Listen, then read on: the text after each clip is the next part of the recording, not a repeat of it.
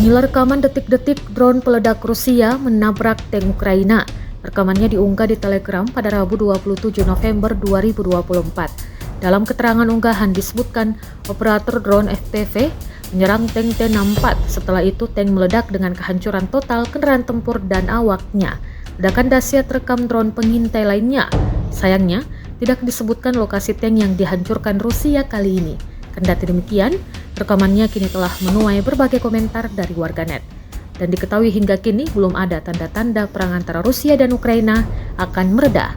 Sebaliknya situasi semakin memanas kala Rusia dan Ukraina saling meluncurkan rudal.